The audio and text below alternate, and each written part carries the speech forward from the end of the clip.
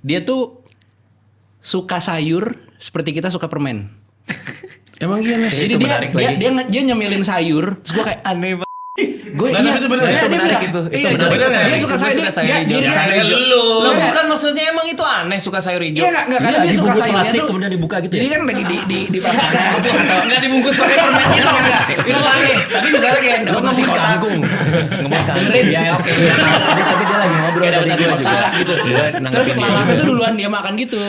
Terus dia bakal kerak Timun dulu makan enggak buat gue ya gitu. Emang lo kenapa gitu? Kurang serat? Enggak, gue suka sayur gitu. Enggak, gue literally suka sayur gitu. Agak Sunda Terus sih. kayak ya. Sunda. Suka sayur. dan sukanya tuh kayak nyemil gitu. Iya.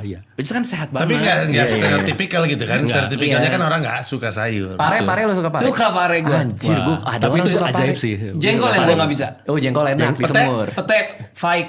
Enak.